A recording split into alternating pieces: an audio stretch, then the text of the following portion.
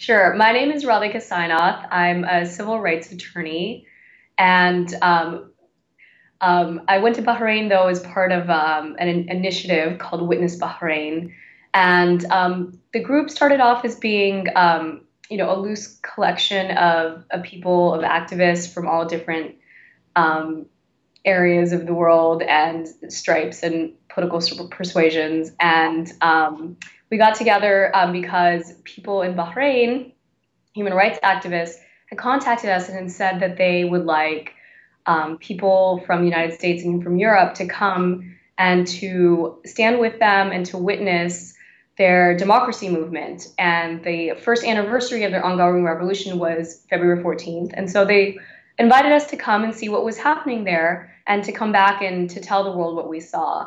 And so we ended up going there last week, and we launched the Witness Bahrain initiative a week ago from today, last Friday. And the next day, the Bahraini authorities arrested myself and another Witness Bahrain founder, Huwaida Araf. And none of us are actually journalists. I'm an attorney by profession, and there's no activism box to check off on the tourist visa. So I would say that I think that despite what the Bahraini government says, we were not there on official business. We were there to talk to people, to see, to take pictures, to take video, and to come back to our countries and tell people what we saw. So I don't think that there was anything inaccurate that we stated on our video. But I would be curious to hear from the Bahraini government what steps they would have liked us to take in order to do what we did. I've been active with the Occupy Wall Street protests here in the United States. And I live in New York City, and in the fall, when they were getting underway, there were hundreds of tourists that were coming by every day from all over the globe, taking pictures, walking through the park, emailing, tweeting what they saw. And I don't think there's any real difference between what they're doing and what we're doing, only that the repressive Bahraini state apparatus does not want people to see these nonviolent democracy protests and to leave their countries and to tell people the truth about what's happening. Nabil Rajib, who is the president of the Bahraini Human Rights Center, had organized what would be the start of many protests to try to retake Pearl Roundabout, and that's Bahrain's Tahrir Square. And it was brutally attacked by the Bahraini police and army last year when protesters were camped out calling for freedom and democracy. And so the idea was that starting last Saturday, people would try to march to the roundabout and retake it. And so he invited us to come along and to accompany some of the activists that were going, but also to take video, to take photos, to tweet about what was happening. And so the idea was that the meeting location for the march would remain a secret until 3 p.m. when Nabil would tweet out the location to his 100,000 followers so that they could meet in the capital of Bahrain and march to Pearl Roundabout. Now, Bahrain's a really small country. There's only about 800,000 citizens. So, he has about 10% of the country following him on Twitter. And at the designated time, the tweet went out. And there was a number of us, foreign activists and attorneys with the Witness Bahrain, and we each went out with a different Bahraini activist. They left, they left the house at sort of scattered periods of time because police were in the streets. And the old city Manama, it's got these tight, winding alleyways, and it's very densely packed. Cars can't necessarily fit through, and so we're winding through these streets, turning left and right, and the people in the street are like, "Oh, the police are there," and we turn back. We eventually got to the meeting place, and a crowd started to gather, and Nabil was there, and people have just so much respect for him in Bahrain because he's such a prominent human rights activist, and he's willing to put his life on the line for freedom. And so the march started, and it was very peaceful. It wasn't that big, it was maybe 100, 150 people max, and people were tweeting and waving Bahraini flags and chanting down with Hamid. And that's King Hamid bin Isa al Khalifa. Bahrain's king, and that family's ruled Bahrain for hundreds of years. And almost immediately, we were met by overwhelming police force that started firing rounds of tear gas.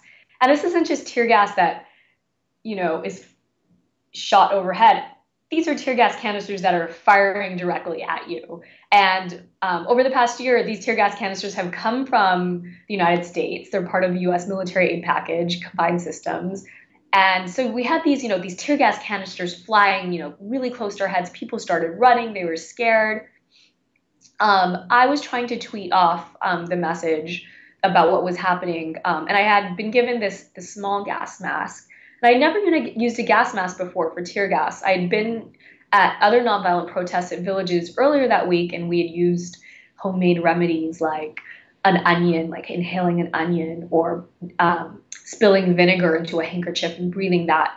And all of those kinds of things tend to reduce the impact of tear gas. But I was like, oh, I have this mask, like it's going to work great. I can, stand here and it won't bother me. And that was completely not true.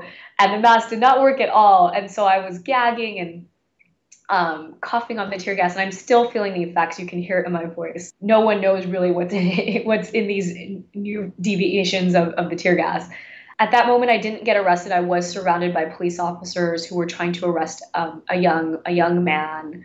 And when they tried to convince me that the demonstration was wrong and that, you know what they're doing. They're chanting down with the king. They're saying bad things about the king, as if saying, bad things about the government or asking for human rights was such a crime, and that I should understand that. And would they allow this in the United States, and those kinds of things.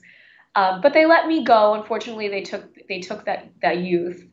And eventually the people trickled back into the main streets and wanted to attempt their march again to the Pearl Roundabout.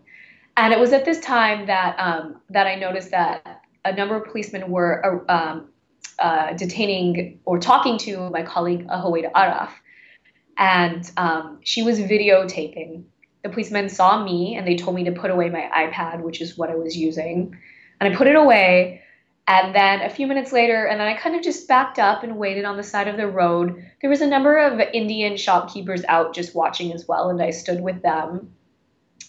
And a few minutes later, a number of policemen came up to me, and they asked to see my passport.